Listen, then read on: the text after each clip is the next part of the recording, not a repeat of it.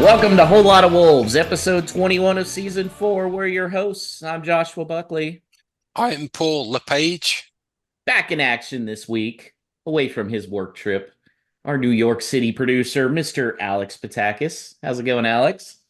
Well, it's good. How are you Yeah, guys? Nice to I see think you. people need to understand that you're on a work trip and you weren't able to be on last week, yet you still found time to edit and post it that night. How late were you up? I actually ended up doing it the next morning. So I think for anyone who might be in the UK, I know Stu likes to listen in his mornings. I do feel guilty when I can't do it the night of because there are a few people who beat me to it when I get it up at like 7 in the morning. But that's mostly because of the time difference. So Still anyway, impressive. So what time did you wake up? we'll do better What this time did you time. wake up for that? Oh, I think like 6:30 or so, but I'm a pretty reasonably early riser anyway, so Okay. yeah, of Well, that is dedication. We appreciate it. course. And from Baltimore, the man who finally has a face on Twitter, our social media guru, Mr. Danny Paletti. Danny, what finally convinced you to put your mug on there? I don't know. I think I've always thought of the handle as being for the supporters group, but the group itself is kind of on again, off again.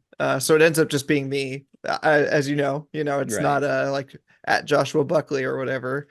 So I figured it's good to have my face connected with my own stupid ideas or whatever.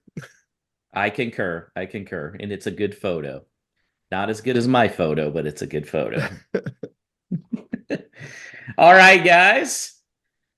Interesting game, to say the least, when we played Brentford in the FA Cup third round. The final score, Paul, was 1-1. Definitely no shortage of topics to cover, right? Definitely from what could have been a really innocuous result. Either way, a typical loss in the third round of the cup when we could go on a cup run, or like an expected win after beating them like a few days earlier in the cup, in the league, sorry.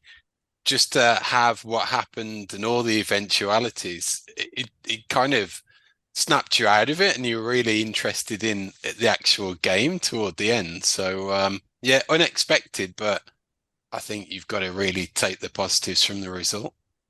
Well, the game changed certainly early on from, I'm sure, what was Gary O'Neill's initial game plan when João Gomez was sent off in the ninth minute with a straight red because of a challenge on Christian Norgard. What do you think, Paul? Deserved red or no? Like, no, in gold tinted specs, definitely not, but you have seen them given. So for me, that early in the game, having played the game myself, that was never a sending off, and you got a bad impression of the ref from that point forward for giving it so early and potentially ruin it. Because to me, it's like he went to challenge, but it wasn't malicious. It was mistimed, but there wasn't that intention there. It was just a bad catch of the opponent, and when that happens, it's a yellow. I thought But it was interesting, Danny, that Gary O'Neill said he kind of understood it, especially when he looked at it in slow mo, because it looked pretty bad in slow mo.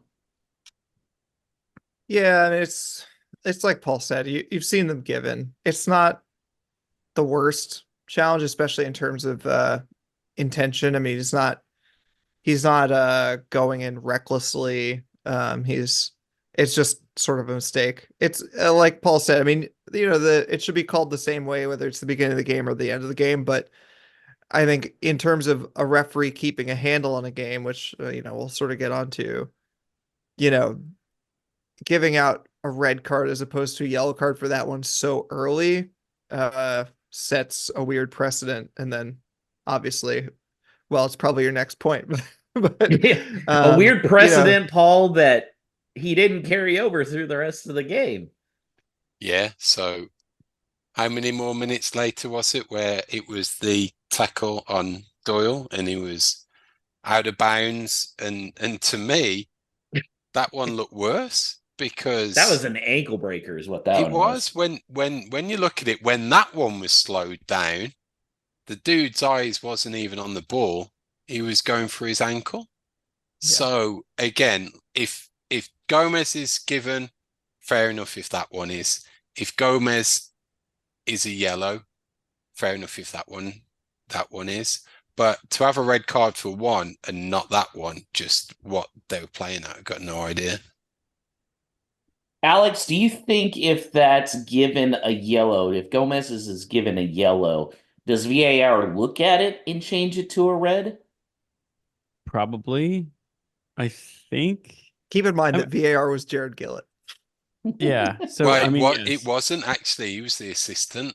I Yeah, that's think it true. was the female ref. It was Rebecca Welsh. That Yeah. was it, yeah. So, but yeah, even being involved gives me suspicions. There's something that doesn't jive when that man's involved with the Wolves game. It's crazy. Yeah, I think it would have been it. I think it would have been a red had it gone to VAR anyway. Just because I'm never hopeful when things go to VAR.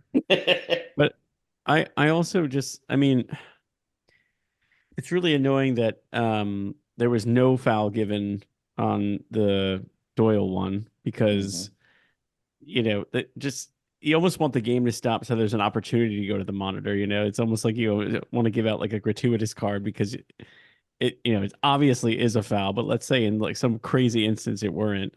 You could always rescind that. I think, right? Can you rescind a yellow if a yellow is reviewed as to whether or not it's a red? I don't think so, right? I don't think so. They've put a yellow back and given them a red. But not Okay. rescinded a yellow But I'm saying, like, altogether. if But you can you give rescind it entirely? yeah, I don't know. You should be able to. That's Yeah. another thing. It's like that rule is just dumb. Like this happened yesterday, Josh. I hate to bring it up. There was a clear incompletion in the Packers Bears game that they just ruled a touchdown so that they could look at it and make sure. Because if they rule it incomplete, then the Packers would have to use a challenge to try and then rule it a touchdown. So like they literally just overturned the call because they were like, man, let's just go look at it. Like, why can't we just use some common sense and be like, well, that was clearly something. Let's go determine what it is. And you see that a lot in the NFL now. I know NFL officiating gets blasted mostly by people that don't watch soccer and don't realize how the NFL, while it has its flaws, is way better right now than what we're seeing in the EPL and the other leagues. But the NFL has started doing that. For instance, they don't blow the whistle right away on what could be an incomplete or a fumble. Let it play out just to see. It does give them some outs, and yeah, there's not that common sense out here.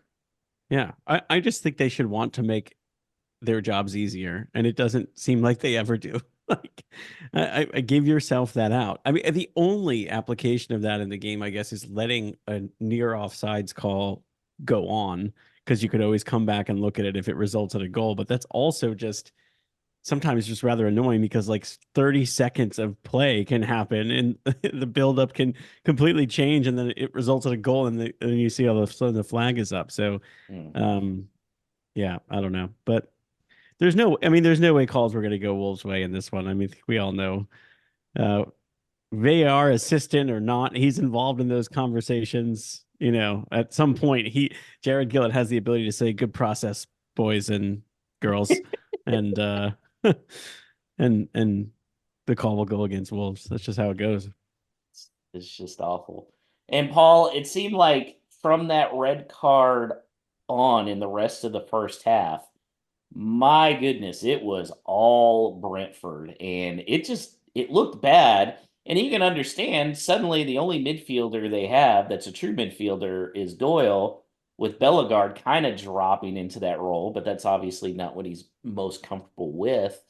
So when Montpellier scored that goal near halftime, it kind of seemed like, yeah, even though they got lucky with the red, they probably deserved that goal at that point. Based on possession, I think, and testing Sarr more.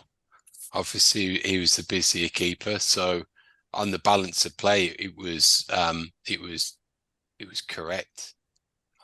and that's what, to me, I was waiting for O'Neill to make a change in a certain respect, that he still retained effectively the five at the back. And I thought, when's he going to make that tweak to go with a four and push that man into a more dedicated midfield role? And that never happened. So I think there's an element of looking at that at the end of the day, being a smart move, that he didn't really change the back line as much, and he tried to ride it out as how they originally set up. So again, you can look to some positives from it, I think.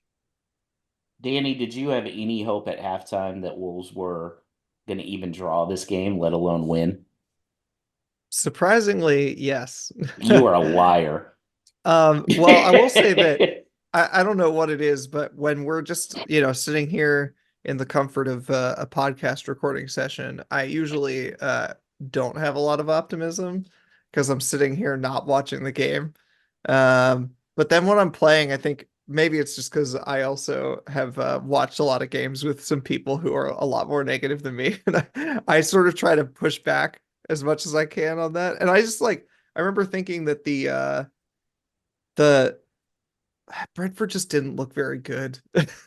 I mean, they had a lot of the possession, but they weren't doing a ton with it. And it's like, yeah, we're having trouble getting out of our half, but when we do, we're looking dangerous. And with some tweaks, we can actually have some chances. Brentford looked real bad. And this round of the FA Cup is also always weird. I kept thinking during this whole game, if this were an American league, you would see way more teams throwing it. I don't know, maybe there'd be allegations against that kind of thing, in terms of gambling or whatever, but it's you have to imagine Thomas Frank would have been perfectly happy with a 2-0 Wolves win out of the FA Cup, Focus not on keeping his interested. job. Yeah. Yeah, focus on keeping the job, stay up in the league, blah, blah, blah. And as much as I'm sure it would do him well with the fans to get to the next round, the last thing that he wants is a replay. So Yeah. it's just it's kind of all terrible for him. And so you could kind of see that in the game where they had rotated a decent amount. Brentford never really looked that willful in the whole thing. So I had a bit of hope based on that. As long as we could keep it to within one, I had hope that we would at least score a goal. To your point about Thomas Frank, Danny, I definitely made some money knowing that Nuno was going to take that approach and getting the draw that he had with Ford. Yeah.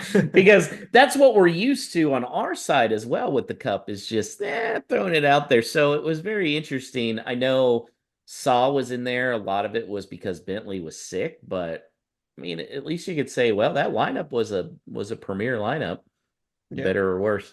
Alex, did you feel any confidence at halftime?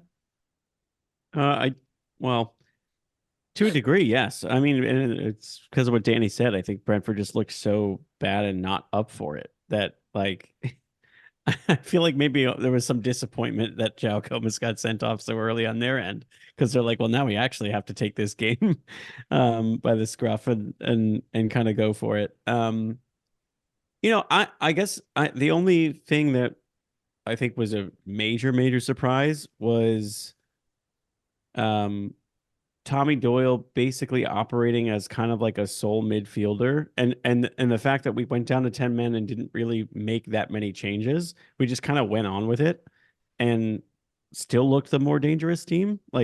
That was the surprising part. I thought they were capable of coming back and not conceding again, but I didn't think that it would be in a way that was just let's just keep doing what we're doing and we can beat them down one. So, yeah, I don't know. I got the feeling like Brentford was waiting for the final whistle because, to some degree, although I guess at the end there was a little bit of action near our goal, but I almost felt like if there were 5 more minutes in that game, Wolves would have come out winners, which is crazy to say. Missing, Down a man. one midfielder due to a red card, a man down, and also one of our best players because of bereavement / AFCON. Like we were already kind of shorthanded in midfield anyway.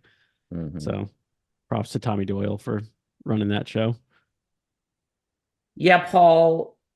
I mean, how did you view Wolves' just mentality coming out into the second half? Because they really seemed to take control early in that second half. I thought mentality was spot on. It's exactly what we've been crying out for these past few seasons. Backs against the wall, chip on your shoulder, let's show them. And that really stood out. And I think that's been a feature that we've seen grow throughout the course of the season, which is awesome. So to carry it forward into that second half, and you look at that watching a neutral, not realizing that we were down to 10 men at sometimes, you'd probably say that we were certainly the better team, definitely deserved the replay, and probably, as Alex said, if it had gone on for a few minutes longer, the way Neto came on, I think we'd have gone on and won it. Yeah, Neto came on in the 55th minute, first time since his hamstring injury, and Paul, that game changed in a hurry. Genuine threat, genuine pace. So it's good that after that type of injury, he can come and impact a game like that, even for a shorter amount of time. But for me, what was a real positive was that immediately his confidence looked like it was there. He was smiling, personality stood out. He was up for the challenge. He was up for taking the game to them. That's exactly what you want from effectively you could be your star man and genuine threat on that side. It bodes well for the season moving forwards for sure if he can stay fit. Yeah, he was all over the place.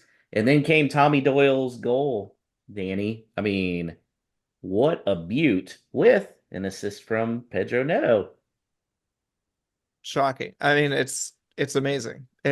What a goal. And he loves a worldie in the FA Cup because he did this last year when he was on loan with his other foot.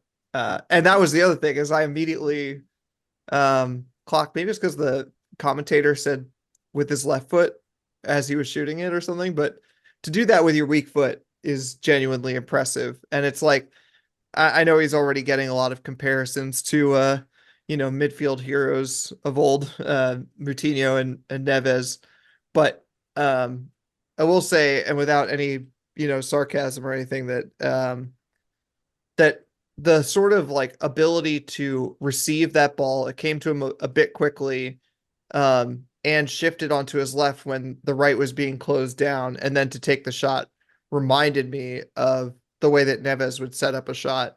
In particular, the one against Man United was like in the league early in one of the like 2 seasons ago, the one that went off the crossbar. That was one where it like kind of came to him awkwardly and he had to settle it. And like that little quick footwork from Tommy Doyle to shift to his left and then just take the shot. And that's something that we haven't had for a while. Not the long shots necessarily, but him and I'll even say, Cunha in this and the past couple of games have like started to just like take snapshots when opportunities arise. And it's so helpful because just trying to catch the defense off guard when they're not ready for a shot. You just shifted to your weak foot and they know that and you just take the shot and you could see it. There was an opening, the keeper wasn't ready for it, and it ended up being unsavable, absolutely unsavable. There's not a goalkeeper in the league that's going to save that. Yeah. Even further to that point, it adds the threat of our set pieces even more. Now that you've got that corner, you're worried about those three centre-backs going up there for the direct ball in there. You're worried about Lamina that can challenge in the corner. Now you've got a guy who's sitting on the edge of the box who's potential to hit it like that again. So you've got to get a defender occupied with him at the same time. So certainly adds another dimension for set pieces, which again, something that we've kind of forgotten about over the past few seasons, that you could actually do some damage. Alex, we've been waiting for several seasons now for that sequel to Romance with an Option to Buy. Bromance with an Option to Buy. I think we finally found it with Tommy Doyle and Paul. It's been building It's been building, and then we hit the crescendo, right? Yeah, I think we're there, right, Paul? I mean, let's be real. Trincao is like, probably like a Brad Pitt, and then you got this Tommy Doyle guy who's maybe appeared in as an extra in a few films, and next thing you know, now he's the star of the show. I mean, aesthetically, he's not as romantic as the Portuguese Trincao coming in with his flowing hair and coming in on his left foot off the right wing, but I mean, he's way better player. Who I mean, he plays really Tommy looks like Doyle in the somebody who's movie, gonna. Alex? Who plays What'd you Tommy say? Doyle in the movie? Who plays Tommy Doyle in the movie? That's a great question. I'm trying to think of young-ish actor because I mean, Young Tommy gingers. Doyle. I think yeah, exactly. That's trying to think of that. Like Tommy Doyle could pass for like I know he's in his 20s, but he also could pass for like a 16-year-old kid for some reason to me. I don't know. He just has such like a youthful thing to him. You have to come back to me on that. I don't know. Nobody's jumping to mind really. Who do you got? I feel like you think of guys like that really fast. I mean, you could do a quick just search for young actors, and we all got our Googles open, ready? Thomas Brody Sangster. Thomas Brody Sangster. He What was did What about he? a in Love Actually. He was in Game of Thrones. He was in the Maze Runner Oh, yeah. films. Oh, that's a great call. Yeah. Who was We'd it? Who never was know he him in by Game of name. Thrones? Yeah, he was one of the young kids in Game of Thrones. Oh Actually, no, yeah. he was the He was one who he was yeah. the original Crow, right? And was teaching Braun how to warg. Am I Yeah. correct in that? I'm Yeah, pretty yeah. I think sure. his name was Jojen. I don't know if you Yeah, remember yeah, him, yeah. Jojen Paul. Reed. Yeah. He was also the little kid who played the drums in Love Actually. Hmm. That's a good call. He's got kind of like the floppy, blondish, Yeah. reddish hair. what about a bit If he of didn't look so old, Rupert Grint would have also been a good choice, I feel like, from Harry Potter. what about a But bit he's a of little too old for it. well, this guy's a bit too old also, but what about a bit of Domhnall Gleeson Hmm. from he's in Harry Potter as Bill Weasley, he's in Force Awakens as General Hux. Ooh. Yeah, that's a good one. He may be a little too old though again.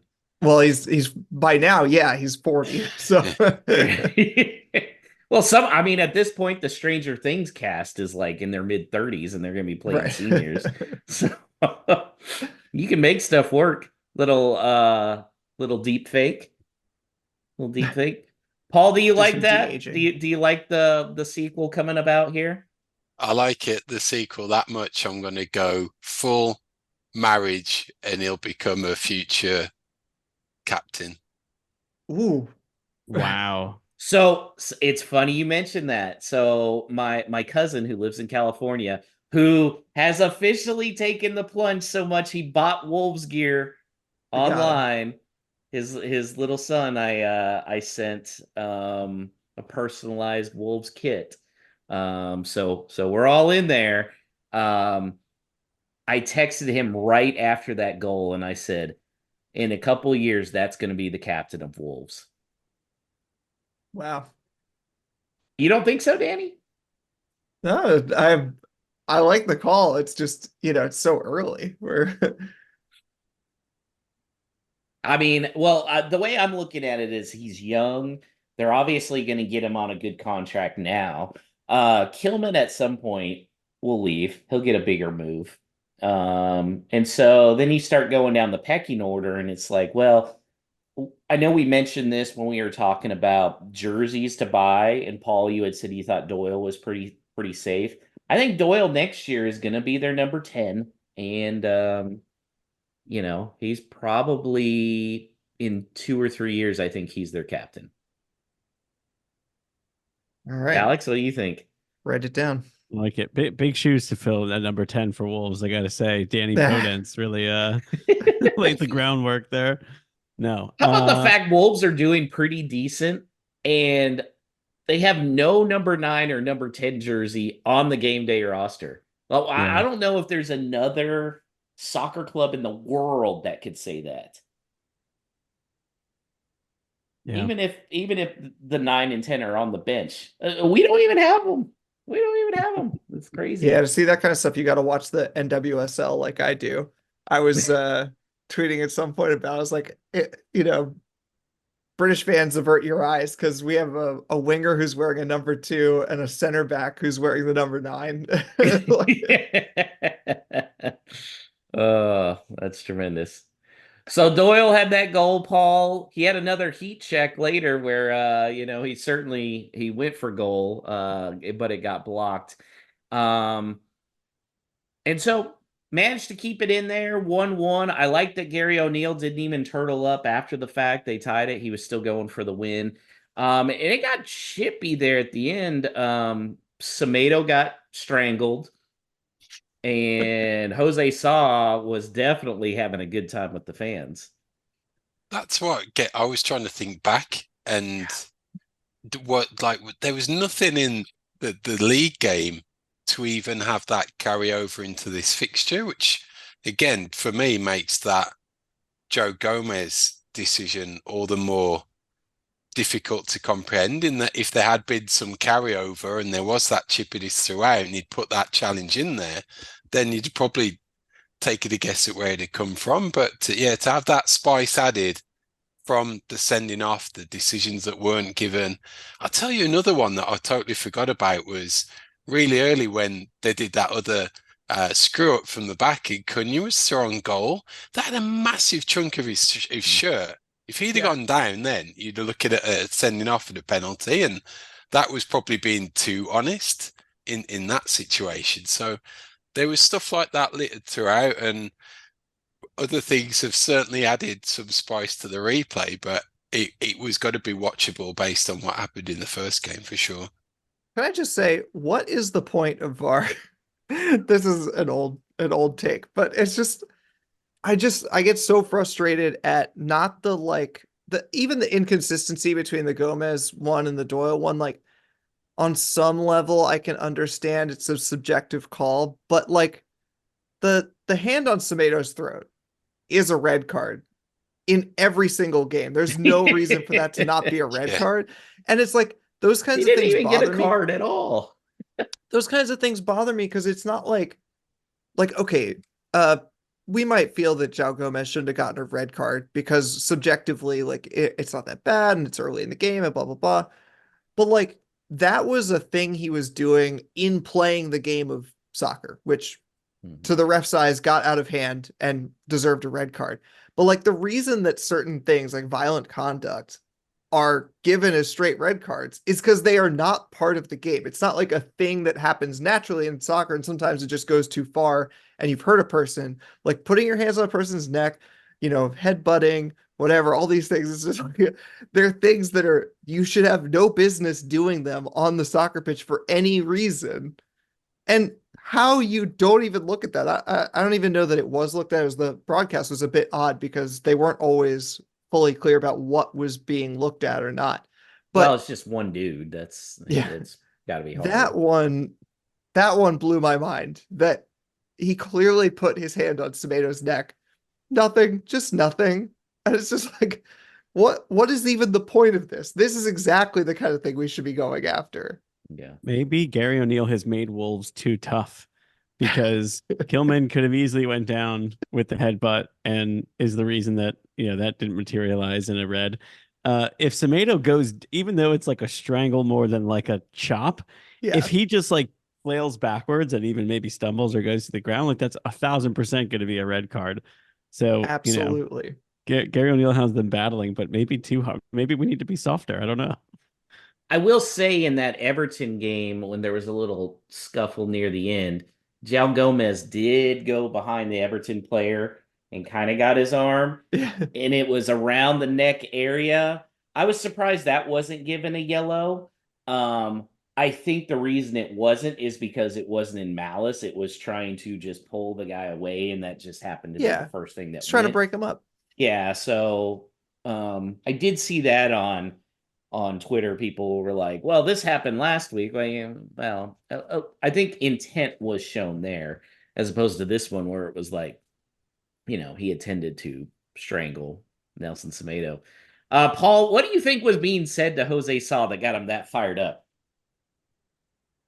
I don't know. I just think that was I'd say it was the other way around, that he just went for them as like an FU for that backs against the wall performance. So I think Brentford fans would have been too polite to really throw anything really damaging his way. So he just took it upon himself to, yeah, stoke the flames. I mean, with the broadcast, you couldn't even tell it was at Brentford because the Wolves away support was so loud. Yeah, it was phenomenal. Really, Yeah. really stood out. I think especially in that second half, once we started to be more in control, I think the away support really latched onto that. I mean, there was a period where I think the commentator even noted that, you wouldn't think that Wolves were down a man because Yeah. the way that we were playing, the sort of control that we had over the game, when we didn't have possession, did not look like a team that was down a man. Yeah. So finishes 1-1 draw, which means there will be a replay. I mean, Brentford's got to be kicking themselves. They lose 4-1 to Wolves. And then the very next game, up a man almost the entire game, they still only get a draw. So the replay is going to be Tuesday tentatively scheduled for Tuesday at 2:45 Eastern, 1:45 Central. Still don't know if that's going to be exact. They said it could be changed because of TV. João Gomez will be out, and Boubacar is probably going to be out still from AFCON. We don't know what's going on with Lamina. So what's going to be our midfield like, Paul? Because Kundal might be on his way to Stoke City before that game. Yeah, it really it's a really bizarre one to think about now that you're left with effectively Doyle and Hodge. But personally, I think it will be sufficient time to see Lamina back. And actually, given the break and the league games that he hasn't been a part of up to that Brighton game toward the end of the month, he'd probably have one eye on targeting that game as one to come back with, just to get his fitness back and get his sharpness. Anybody who's involved in AFCON, so Ryan Aït-Nouri, Boubacar, or Asia Cup will definitely be gone, all of them, because their games don't even start till the 15th. So they'll have most of them have only played one game out of their group game so far. Yeah. But, another forgotten man who wouldn't end up being tied if we ended up playing him so he could still go out on loan is Joe Hodge, who's back from injury now. We didn't get to see a ton of him, and I wouldn't hate it, to be honest, to see him get some minutes. He really endeared himself to me and probably to a lot of others in that game against Forest that we won 1-0 during the caretaker management was Steve Davis. The dark days. Yeah, the dark year. days. Although, things were starting to look a little better because at least he got us that win. But there was like this moment near the end where we were scrapping, just trying to hang on to this 1-0. And he put in a very hefty challenge, especially for a little guy, on a counterattack that received an immediate yellow card. I think he had just come on as a sub, and Ruben Neves gave him a pat on the head for it. It was like there was just this moment of yeah, this kid gets it.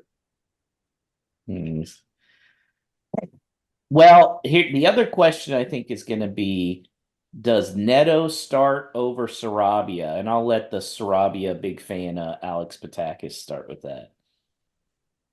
Well, you definitely have enough time for him to then rest and start against Brighton. So I don't know. I tend to think he will still come off the bench, and I also don't necessarily think Sarabia has done anything to warrant being dropped. So I feel like it's a good problem to have, and maybe keep that rolling for this replay where the stakes aren't quite as high. I would like to win it, I think, given the draw for the following round. But yeah, I think Neto as a sub again, and maybe early as well, much like it was in this first game. against Brentford in the first part of this tie. 55th, 60th minute. Come on, just completely. He's a game wrecker. So I think I'd stick with Sarabia for now. Paul? I'm thinking just of how you can get both in, and that may mean sacrificing Bellegarde, but I think it would be a natural progression in Neto's comeback to have him start and see how far he can last. That if he started and got to that 60-minute mark, it would be beneficial. And then at home, given the importance of the fixture, given that we are light in certain areas, I'm pretty sure that he wants to go with his best team again. So if that can be factored into it, if Sarabia could start on the left and Net on the right and Net on the left, I might be inclined to drop Bellegarde. But then again, it depends on that centre midfield situation as well. So it's a conundrum. Well, and we found out on Monday that a victory for Wolves would mean they're traveling to play the shit, Paul. The fourth round That's right. draw at West Brom. Like this never happens, just it's you look at Newcastle and Sunderland this past weekend, and it's like, wow, what you give for that to happen with the Albion, and it did. So just that it's been turned up so much, but then you just so nervous that you've got this opportunity. You're just striving for it, and it would be like typical Wolves to get knocked out in penalties when it's within touching distance. So just the negative element of the fandom really kicks in, on even getting to play them, and then B, if we do get to play them, can we beat them? So it's it's just a really tricky one based on just this idea of what's gone on before. It doesn't jive at all. Now, someone could say, Danny, oh, the players may look ahead towards that matchup and fall in this one. But honestly, there's only two players that have even experienced a game against West Brom, and that was Semedo and Kilman. And I don't even know if Kilman played in either of those games. I So don't think while the so. fans may be looking ahead, I think it's pretty safe to say the Wolves players are going to be focused straight on Brentford, right? Yeah, we gotta recall Fabio from loan immediately because he scored twice against them already. Also, not to try to fact check your observation there, and I don't know the answer to this, but is it possible that Craig Dawson has been a part of a Black Country derby? But with the Albion, maybe on the other side. Yeah, okay, good point. because he was there for a long time. I don't know. I haven't looked that one up. Paul, come on. What are you thinking? I'm thinking no, purely based on they were in the Premier League Yeah, for the bulk of his time there. that's true. When we wouldn't have played him. So I can't recall him during the Mick McCarthy games. Yeah, it would have been Yeah. basically like the bulk of the 2010s was when he was Yeah. there. Anyway, no, I mean, we know that a lot of these players will get exactly what it's about. In some ways, I saw this take a lot online, and I happen to agree with it, that one of the tragedies of this draw is that regardless of how it shakes out, João Gomez won't be a part of it. Because you know that if there's one player who's going to understand what it means and use that understanding to maybe put in some hefty challenges on Well, the if there was a opposition, trying to replay at unsettle Molineux, them. he'd be involved, right? Yes, I guess. Are there replays in the fourth round No, still? I I think it guess. goes. I think it goes straight to Okay, well, extra there you time go. of ends. No, well, Yeah, go on so there is no chance that João Gomez will play West Brom this year that we know of. this year. This season, I'll say. Yeah, yeah. All right, guys, let's look at the predictions here. Oh, somebody had a 1-1 draw last week. Who was it? This guy. This guy right here. And so the guest spot, Alex and myself, we all have 16 points. Rewarded Danny, for you being didn't, pessimistic. huh? Rewarded for being pessimistic after we beat them 4-1. Look, I know Wolves. What did I say last week? I was like, this would be typical Wolves if, and there we go. Danny, you got 14 points. Paul, man, we gotta do something here. It's getting bad. It's getting bad. It's So okay. I'll get a boost from the January transfer window, and it'll totally flip the tables come the end of the season. all right, interesting. Does that mean the cat's gonna pick him? Well, if it works out that way, it means we're qualified for the Champions League. So I think we should all be on board with my reckless predictions. All right, Danny, what's your prediction for the replay? I think I feel confident, barring any head loss from the players, which, as we saw this week, is entirely possible.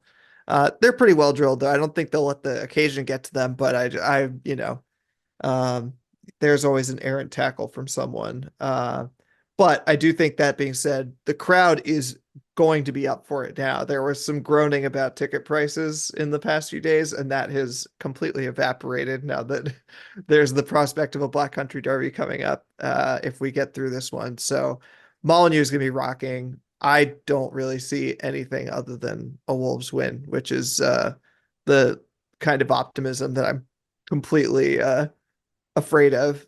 So I'm gonna go for just a simple 2-0. 2-0 Wolves. Okay, Alex.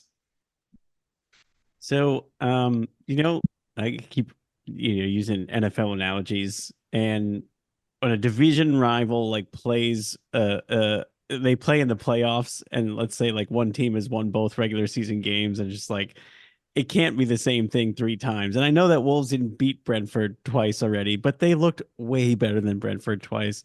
So I'm like, surely Brentford has to be up for one of these games. Is it going to be this one? But then I just cannot see it. So I'm going 2-0 Wolves as well. I had that one. They just look really bad. Yeah. Thomas Frank talking after the game, complaining that they have to play again. Seems like he doesn't even, he wants no part of this. I think we just kind of put them out of their misery. Play a strong team. Crowd's going to be rocking. Assuming we play the majority of the game with 11 men, I say 2-0. All I was going in two distinctly different ways, and that 2-0 was one of them. That we could come out and get an early goal and make it relatively comfortable, and then get the second around 60-65 minutes and close it out. But we never do it that easily. We've got that whole carrot of the Albion game potentially. And I've just got to will it into existence that it's going to happen.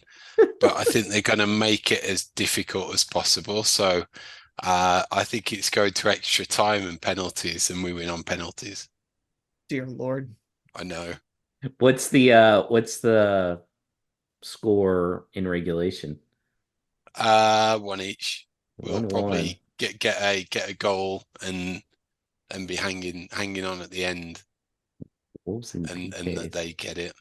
Who takes the winning penalty, Paul? We'll win like Tommy Doyle. 4-2. Okay, yeah, he's got to step up. I was thinking either him or Cunha, and Yeah. Cunha did the Gibbs White in his ear celebration, but I think he'd probably take The first. penalty number 2. Yeah, one or two. So who yeah, takes penalty 1 then? Neto? Oh, it depends who's on the pitch. I'd probably Bellegarde? say, if he's playing, I'd say Sarabia takes it. Okay, I like that. I think 2-0 sounded good beforehand. Even after hearing from you guys, still sounds good to me. 2-0. So really, Paul's only chance to gain some ground is for it to go to PKs. So let's see if Paul's handle it. celebrating or going, God, why did I do this? Enjoying a whole lot of Wolves? Whether it's on Spotify, Apple Podcasts, or wherever you're listening, don't forget to rate and review the show so that we can make sure to continue to grow the pack. Thanks for listening, and up the mighty Wolves. All right, boys, we are going to get to transfer news, but first, we're at the midway, just past the midway point of the season. So I thought it was good that we looked at our predictions during the preseason and see how they're going. Paul, do you remember who you had as your top scorer? Didn't I have Kalajdzic with 12? You had Cunha with 12. Oh, With okay. 12. Okay, that's still in play then.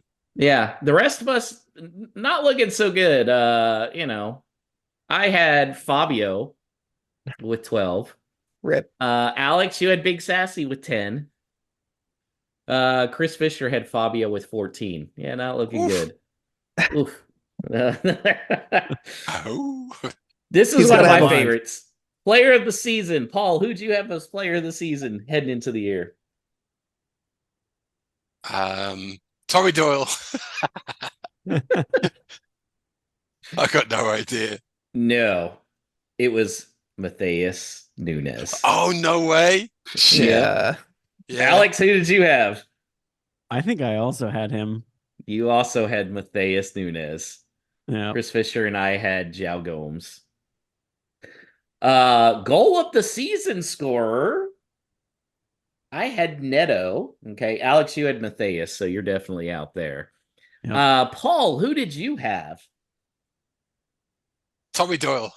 We've already determined this was before Tommy Doyle. Oh, yeah. Oh, He just man. knew. But I'll say this, Paul. There's a good chance you're going to win that one. I had Sarabia because You I had said it might be a free Sarabia. kick. Yeah. Sarabia. And so while a lot of people said Doyle's goal was the goal of the year, I still think it's Sarabia's, man, in that comeback win.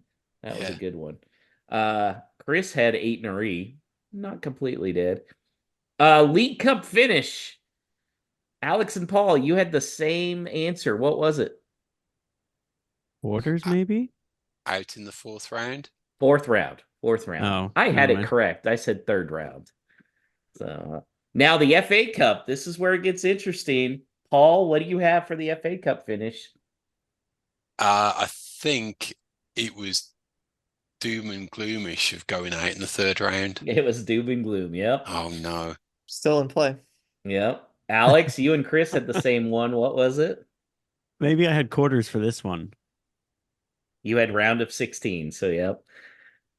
No, the round before quarters. I had the semifinals. I still kind of want to stick with that.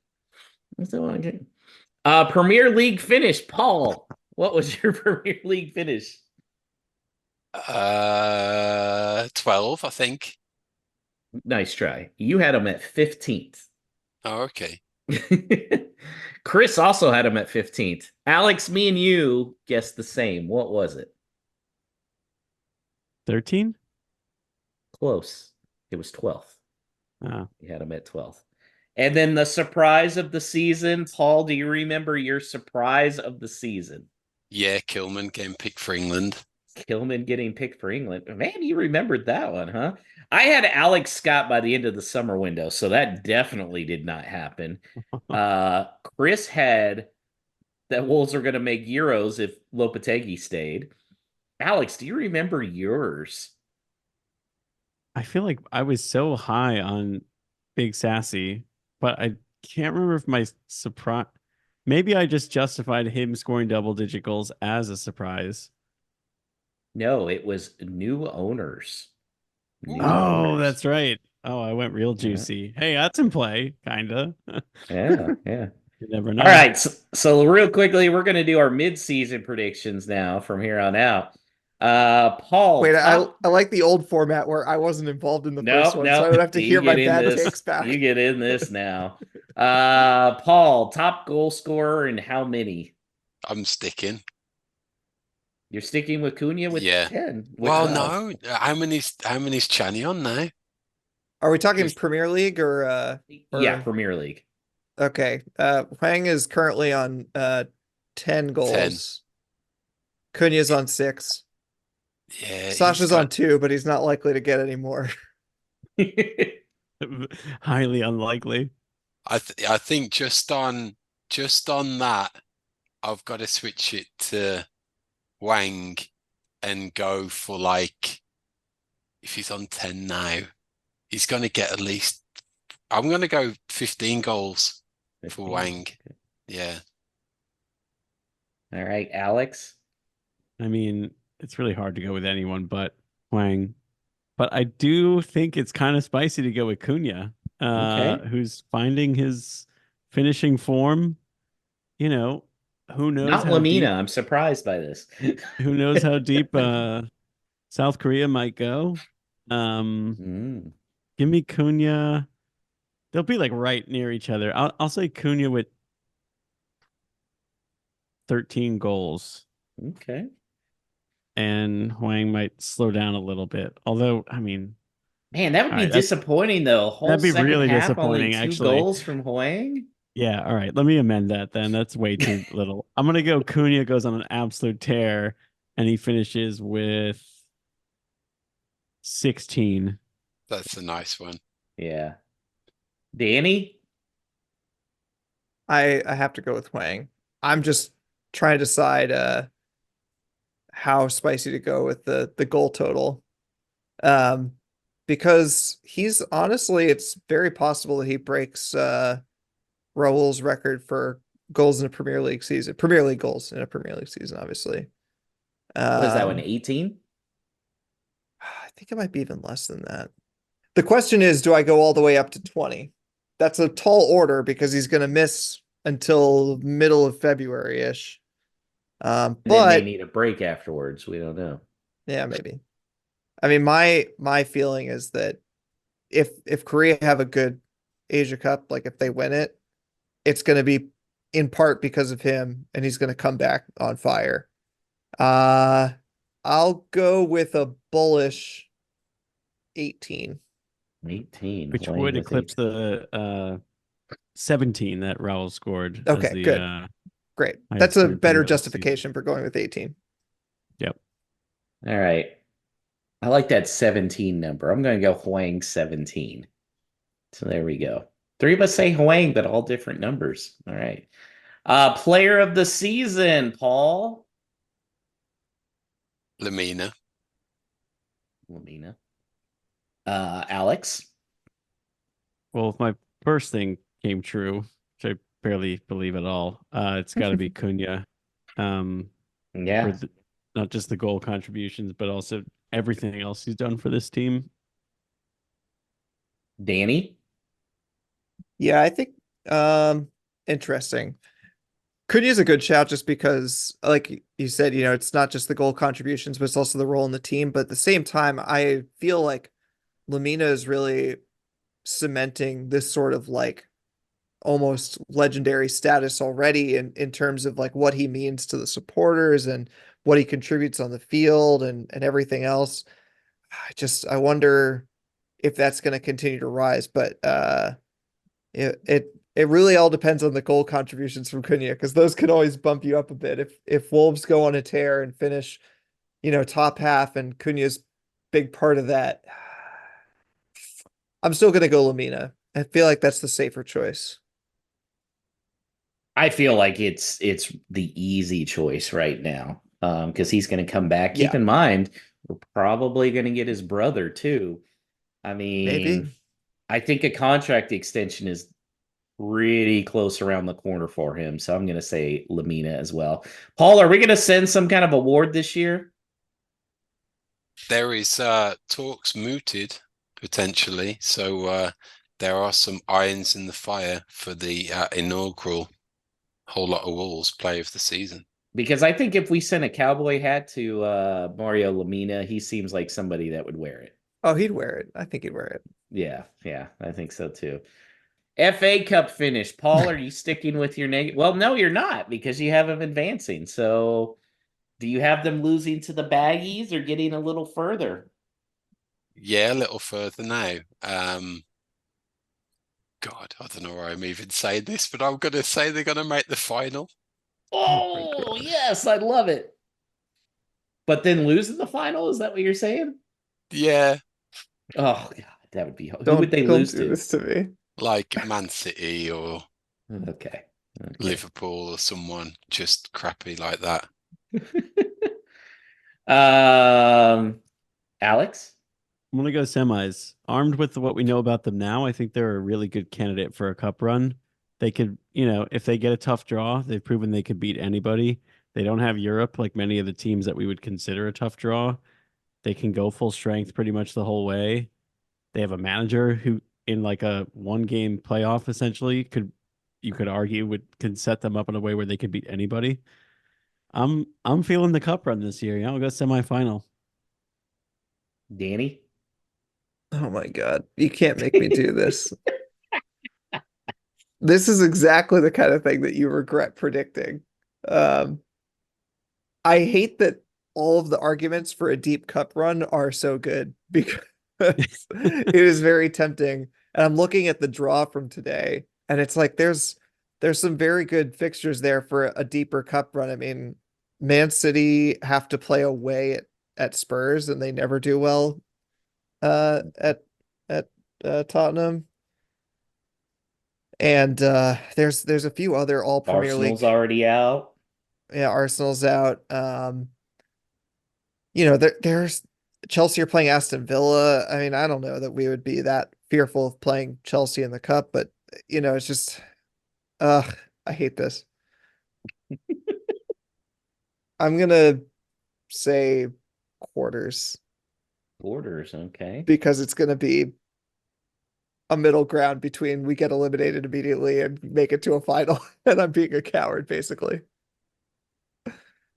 I'm still gonna stick with semis because I think O'Neill is definitely viewing this is our chance to go to Europe. Um, but in the semis, if they end up going against a London team, it's gonna be tough playing in Wembley against a London team. So I'm gonna say semis. Scorer of the year, goal of the season. Paul, you sticking with Sarabia? Is anybody? Let me ask this: does anybody think a goal is going to beat Sarabia's? Hmm. So we're all on that being better than Doyle's, right? I mean, I am. I was like, it's I interesting that you personally can am. already argue that there's two candidates, Yeah. strong candidates for goal this season.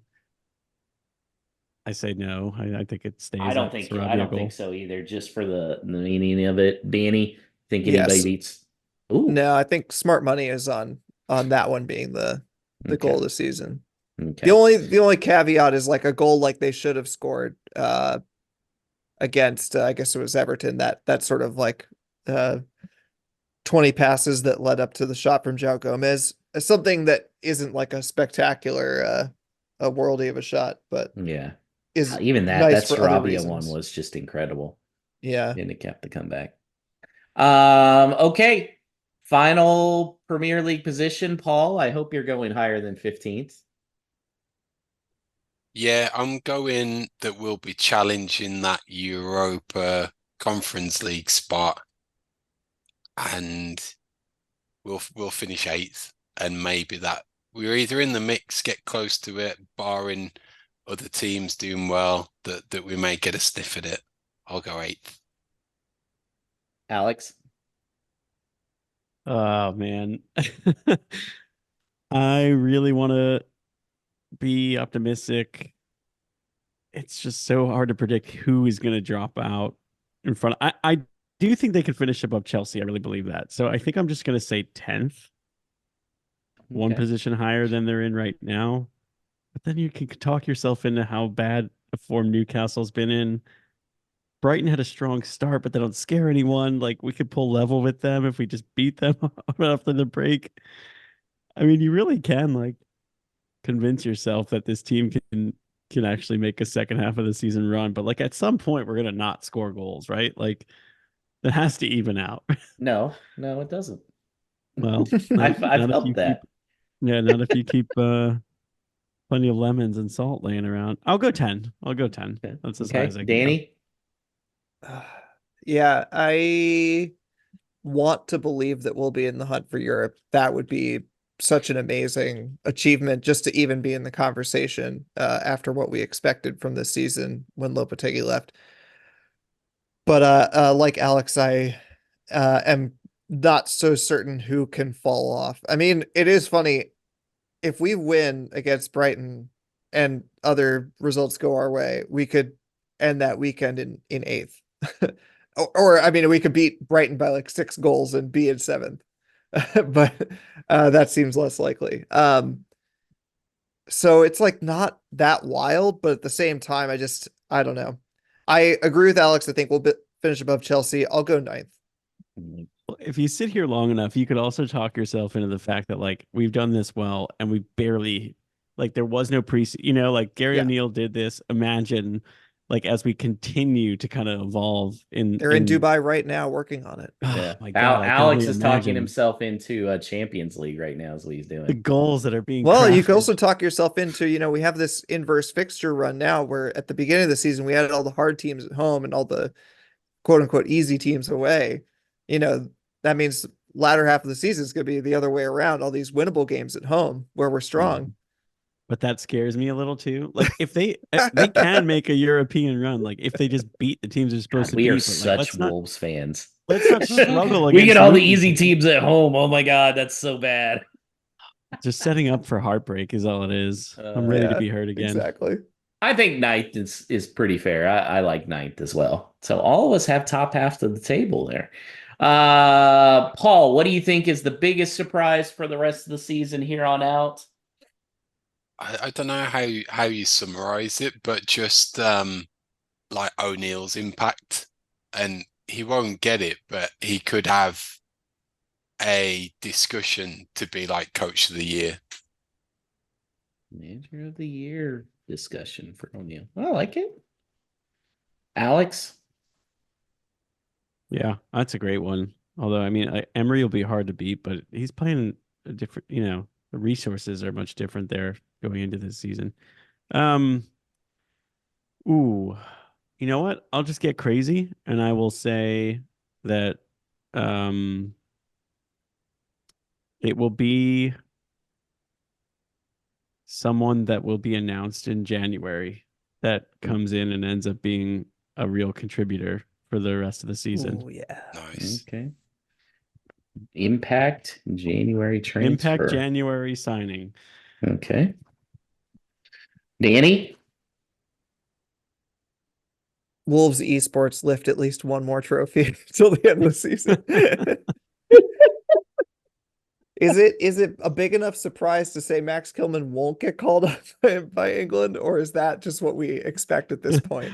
Max Gilman has absolute terrible game, worst game ever with Gareth Southgate in attendance. Yeah, well, that's pretty a given. expected. Yeah. But I also don't think that he's going to make it because the squad size is 3 places smaller than it was the last Euros, and the way that Southgate picks his squads, I just don't see it happening, which is a shame. But God, I really like Alex's that it's going to be someone in January. I love that. Optimism is good when it's a thing you don't know anything about, where it's just completely made up. That works out. Yep. I don't know. Let's go surprise of the season. Wolves make Europa Conference League, even though I said ninth.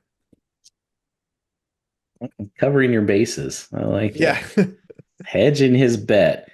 And there's a lot of ways you can go with this.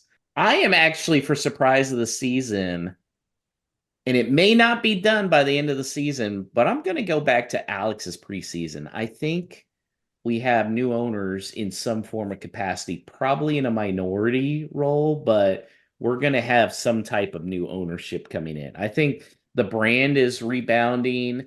The books are a little more balanced.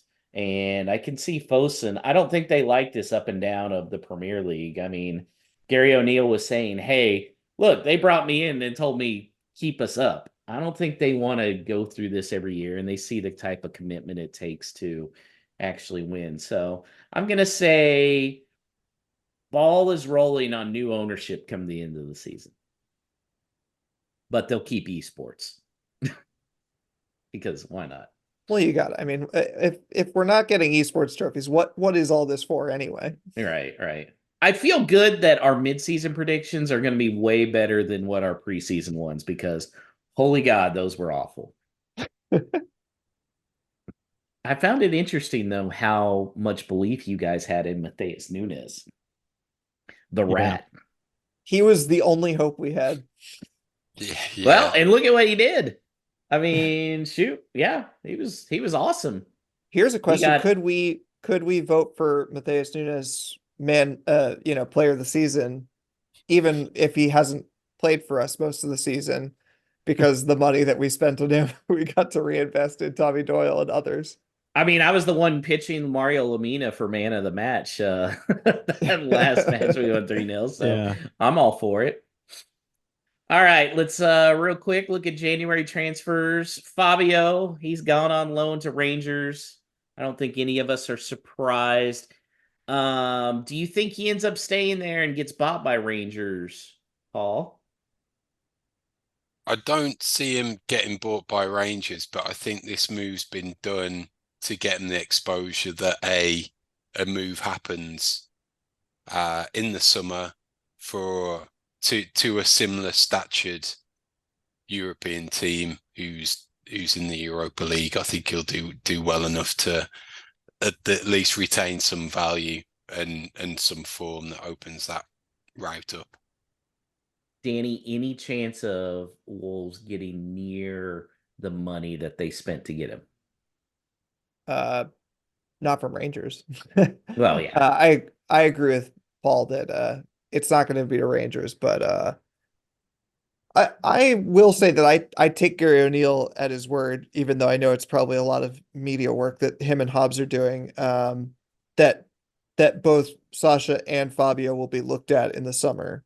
Whether that is cursory or not, I don't know. But I do think that if we decide to move him on and Fabio has a decent-ish season at Rangers, which he ought to, I think that like given what we've seen of him when he was playing in Europe, I think that level of competition, I think he'll do well in.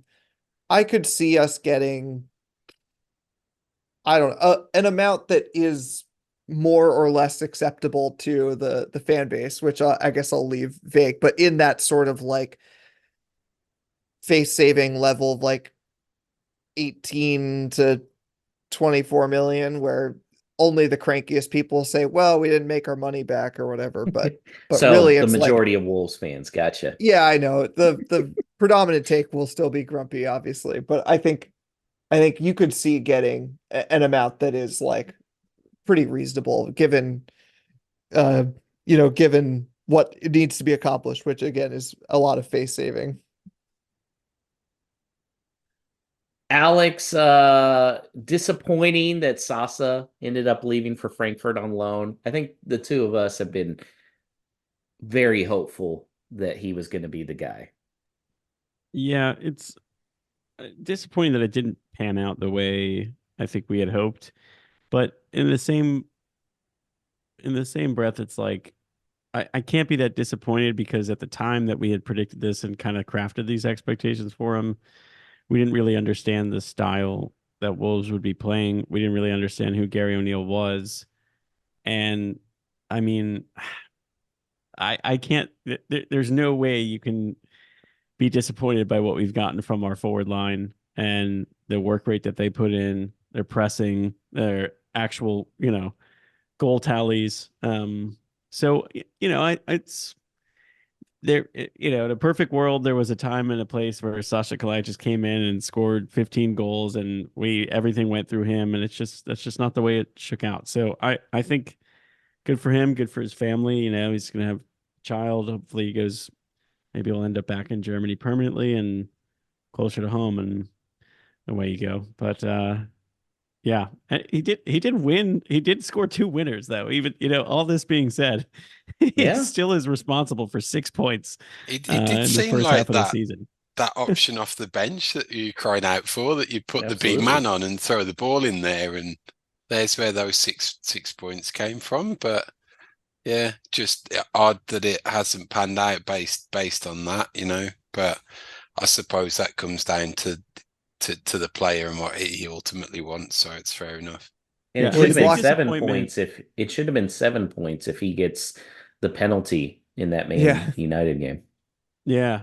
Oh, yeah. True. You're right. I mean, the big disappointment is the injury, because I think if that never happens, I could see a situation, well, obviously, where he's our striker instead of like a half retired Diego Costa at points last year. And then who knows what would have happened, Like he might have finished last season as like the nailed on number 9 that we've all been looking for. I'm telling you, there is an alternate universe out there where Wolves are in Europa with Adama Traore bombing crosses to Big Sassy in the box while Bruno Lage celebrates a goal.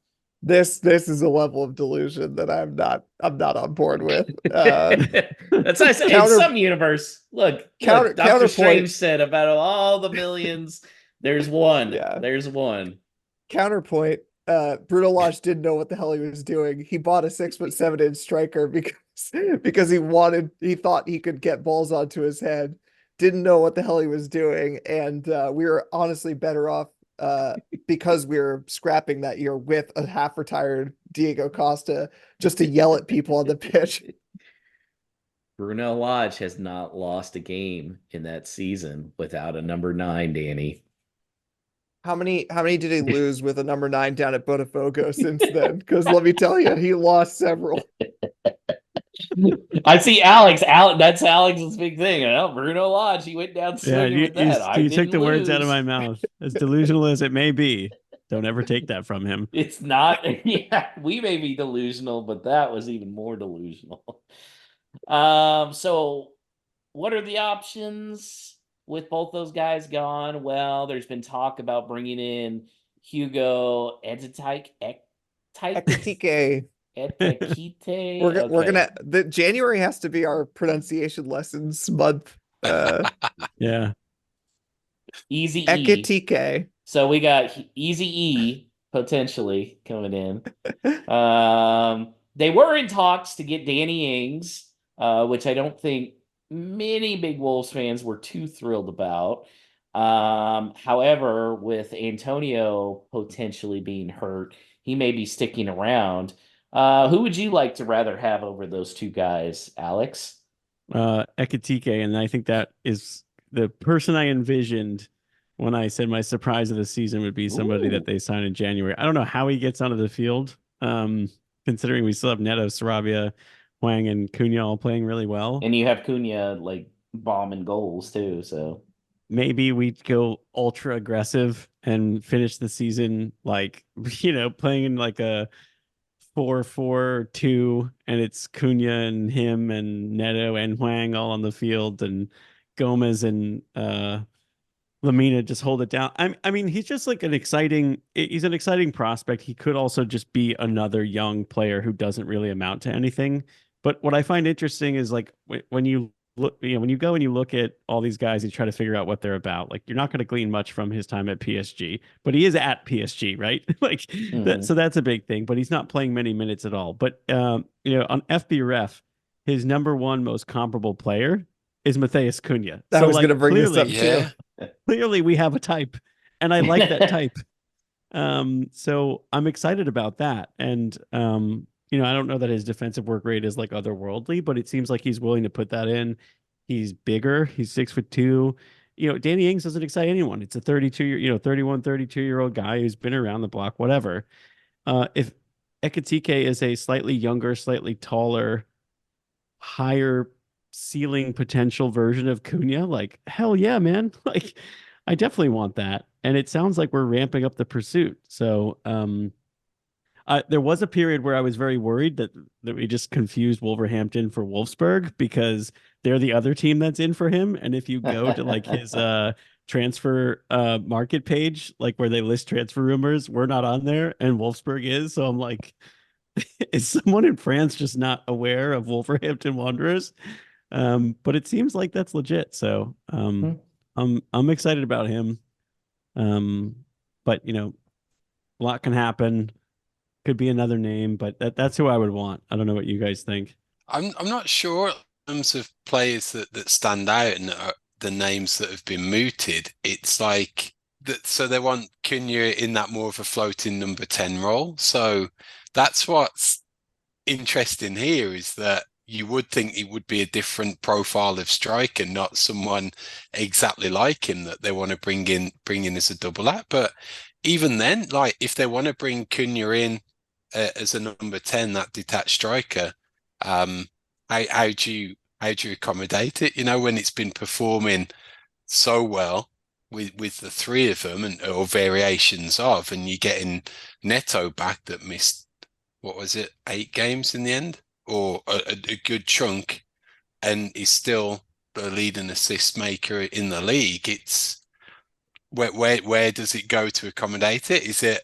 Does O'Neill really want to go to a back four, so he gets in that way, and you're looking at a more traditional 4-4-2, potentially an out-and-out winger in Neto, and someone who could take up a right midfield berth like Sarabia or Balagard. So it's an interesting profile of number 9, regardless who comes in.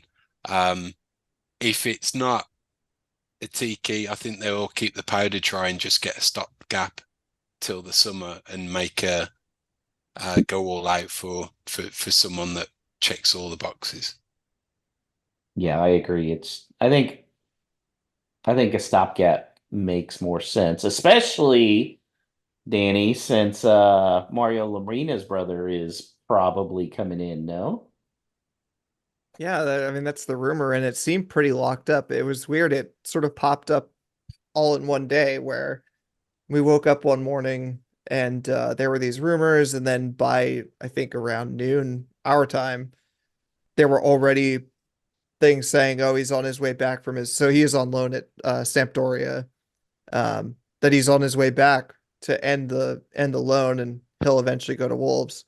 It's all gone quiet since then, but it had a sense of finality about it, which was kind of interesting. It's interesting to see people's different takes too about whether this is, clearly like one for the future. I mean, his brother's a good bit younger than him. He's only like what, 21? 21, I think, yeah. Yeah. And so like, or whether this was some sort of compassionate situation with their father having recently passed. That's kind of odd to me. I mean, I would obviously applaud that kind of compassion, but in terms of a business decision, it's a bit strange to me. I don't know. Paul, is there any precedent for such a move that was based? Yeah, I don't know. I think they're generally looking at him being a talent in his own right, Which is which fair is, enough. I yeah, mean, he's I mean, again, he's at he's PSG, so it's not like yeah, yeah, he's he's some schmo. yeah, through the and it, PSG academy. He clearly has something about him, but he's also currently playing in the Italian second league. And he's only played, I think, like 16 minutes. So um, it's not like they could have seen a ton from him so far. I think, Alex, that this is the precursor to a Lamina extension that keeps him at Wolves for the rest of his prime playing career. What do you Yeah, think? I think so. I think, the way he's been playing, he certainly deserves it. He's become, an integral part of the squad.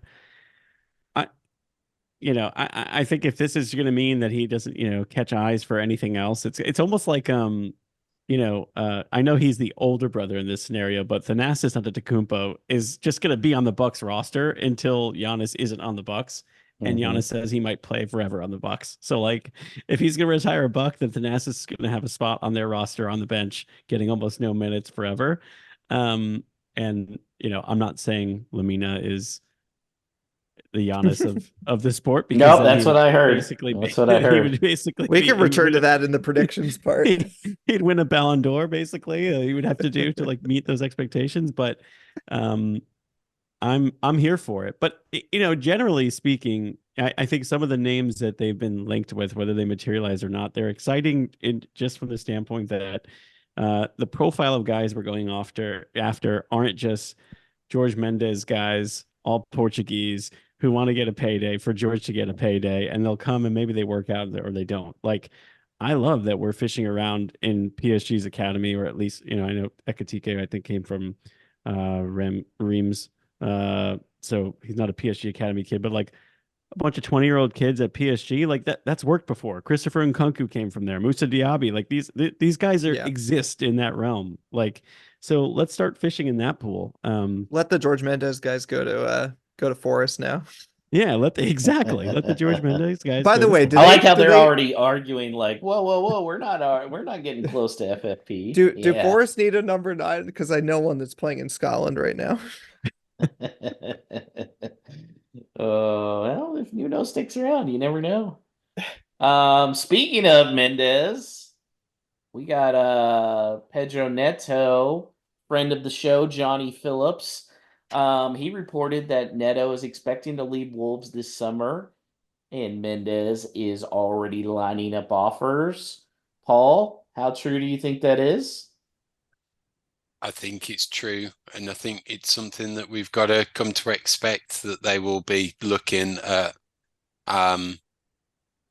those within the team that could be sold for a good amount to fund 2 or 3 players to come in off the back of it. So whilst you'd love to retain these players for years and years and years, I just don't think it's the model anymore. Danny, what's that price tag that you would sell Neto for? I was chatting with Arsenal a friend. seems to think it's like 15 million, so they can go fuck themselves. But Yeah. I was chatting with a friend. I think it's hard to predict because it really depends on this last half of the season because I mean he was just out injured and especially with hamstring injuries, you could imagine it flaring up again. You know, what if he spends another like 3 or 4 weeks at some point during the season out or like getting minutes off the bench or whatever? That could really drive it down, especially if the player himself wants to go and we're trying to just get, a reasonable price for a player that wants to move to say Arsenal, which we can understand as an allure. I could imagine it going as low as again something that would probably upset, at least the Twitter fan base, something like 40 million, I think would really bother people because it just feels like he has such a huge potential um that would feel very disappointing, especially if he spends half the season at least at the top of the assists charts. Um, but at the same time, you could imagine him staying healthy the entire time and ending with the most assists in the Premier League and being a hot prospect. And then we're talking about really kind of crazy money. I mean, you have to think about like other wingers that have gone recently. Think about like Jack Grealish, who came out of a pretty unremarkable Aston Villa side at the time. And obviously you have to discount a little bit because there was the English tax and that and various other things. Um, but you could still imagine something like 70, 80 million if he was hitting that kind of performance I'd through love the to end see of the what Matt season. Hobbs would get with $80 million. We'd have like a Yeah. whole squad. How many brothers does Lamina have? uh, Alex, what's your number? I think I'm okay with 40 or more. I would be really excited about 50, I think.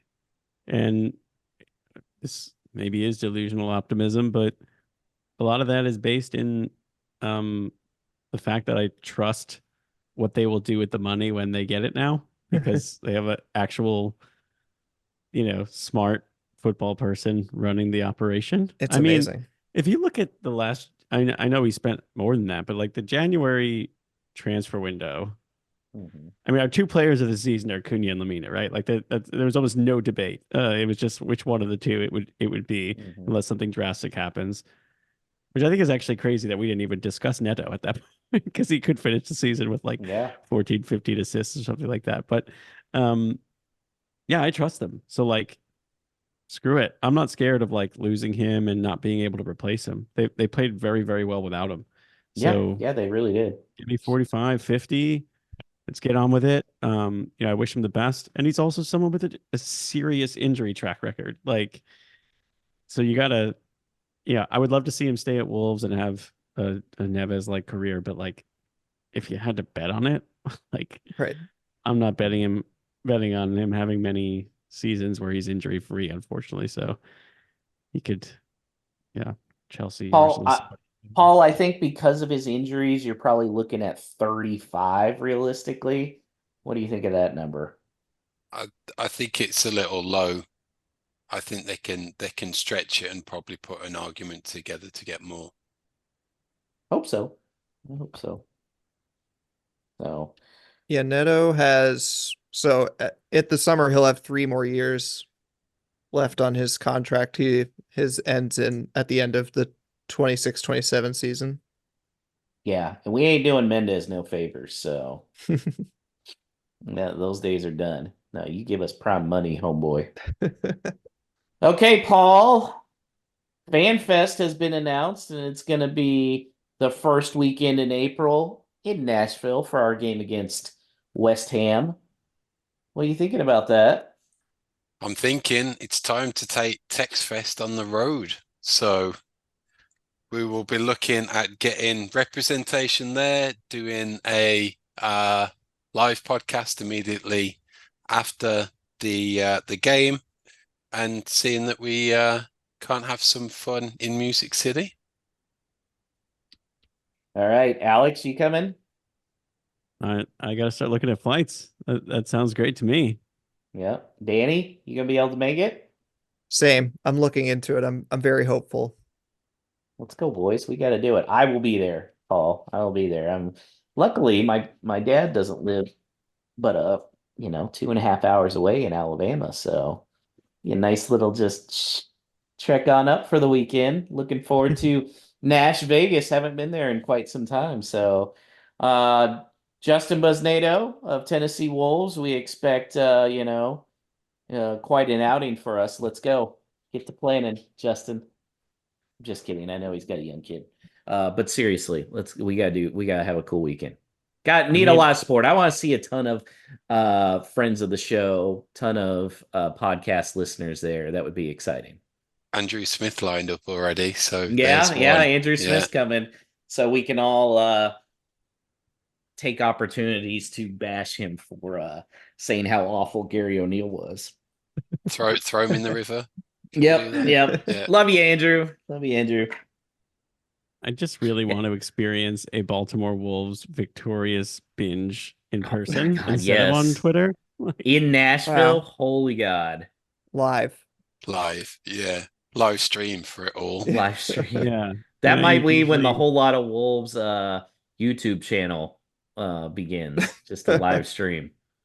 Yeah. Then it immediately gets taken down for They've been content. banned. So that brings this week's episode to an end. Thank you, listeners, for indulging us. Thanks to Alex producing, Danny on the socials. We're going to be back at some point next week based on when that fixture gets rearranged for definite, because we will also need to squeeze a preview show in before the return to league action away at Brighton, which is a Monday on the January the 22nd. So in the meantime, let's just do our best to make this cup run a reality, bring on the baggies and hopefully all of that good stuff. So we say loud and proud, up the mighty Wolves.